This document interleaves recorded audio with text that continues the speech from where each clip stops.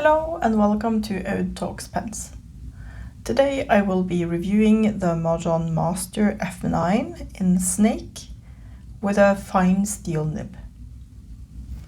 This pen is a copy of the Mont Blanc Rouge et Noir with a snake clip, and I have been told that the size is comparable, but I haven't actually seen the Mont Blanc in real life, so I couldn't tell you if that is true.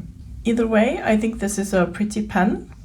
Of course, it doesn't have the Mont Blanc logo on top because it's a Majohn, but it does have a coral color and seems well made. It's a piston filler and it does not have an ink window, so when you fill it, you screw this screw at the end and the piston will move up and down inside of the pen to fill it with ink, but you won't know that you have run out of ink until you just do, and then you will have to refill it. This pen is filled with the Atramantis Fog Grey. I think that grey goes well with this coral color. And the pen has a screw cap. It has a number 5 steel nib with a snake head that I think looks lovely. You don't really notice it in everyday use unless you know it's there, but I do find it fascinating. And I would really like to own one of the original Mont Blanc pens. I bought this because I wanted to test out the size and because the Mont Blanc was out of my budget. So I thought I'm not really costing Mont Blanc a sale by buying this copy, but after a while I would consider saving up for the actual Mont Blanc. Anyway, now we're talking about the Majohn, and many of you, I'm sure, will be interested in the measurements. The measurements of this pen is that the cap, or the weight of the complete pen with the cap, is 29.3 grams. It's made of metal. The weight without the cap is 20.5 grams.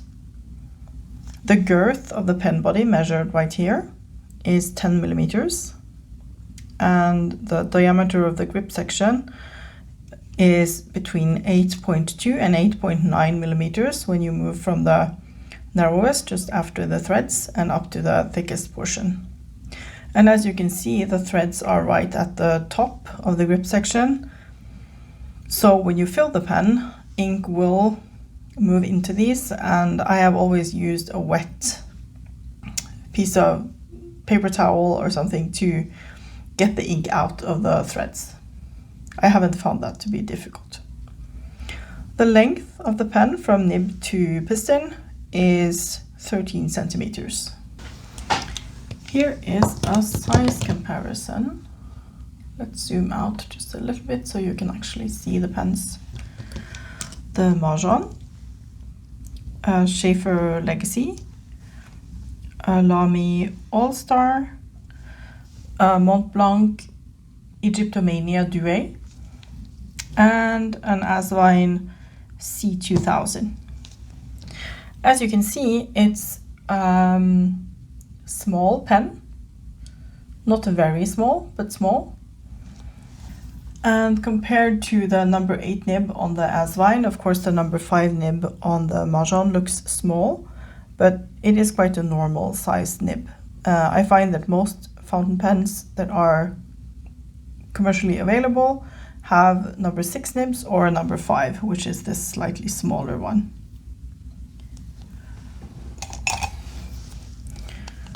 And this is Montegrappa Elmo 02 with a number 6 nib. So you can see the number 5, the number 6, and the number 8 together. So, a small, sort of dainty pen for people who like pens with narrower grip sections and a narrower pen body. This is a pen that I have actually gotten a couple of compliments for when I have been using it this week at work. So it's obvious that the color and the decorations make people notice it. And it's not that common for people to comment on my pens. I have mentioned before that I am really skeptical of copies of existing designs. I don't really like it. So after buying this, I felt a little bit bad, and then I just kept it for a long time until I inked it. But a couple of weeks ago, I went through my entire pen collection of about 150 pens, and I noticed that this one was the only one that had never been inked. And so I thought, well, I have it, so I might as well use it. And I must say, I have been pleasantly surprised by this. Now for a writing sample.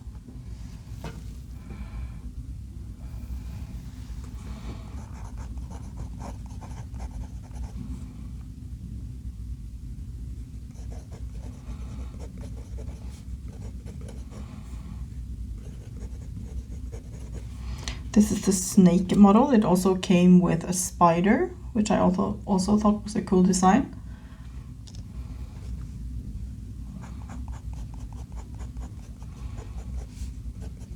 It has a fine steel nib, and the nib is comfortable to write with. It's not the smoothest I have ever encountered. It has a little bit of feedback, but it's not sharp.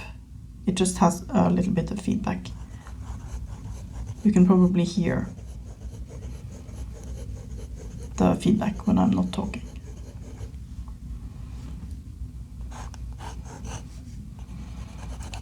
The ink is, as I said, the Atramantis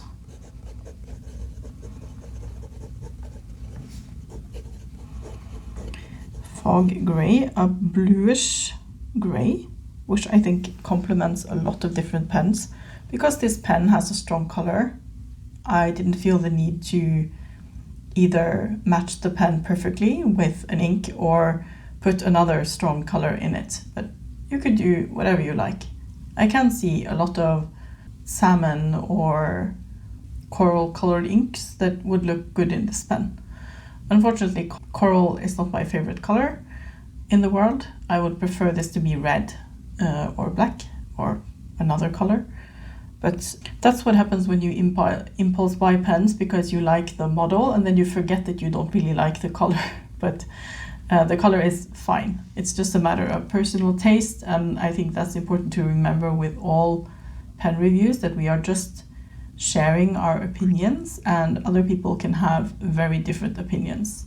I did want to review this pen because when I bought it, I read a really bad review, and I thought I want to nuance this a little bit because my experience with this pen has been positive.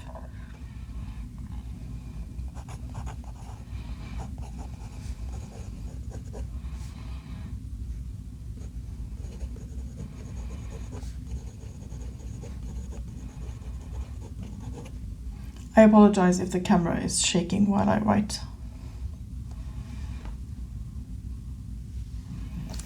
And of course, many people will prefer the coral color because it might be a little bit less loud than red. To sum up, I do like this pen. As usual, I wish it was bigger.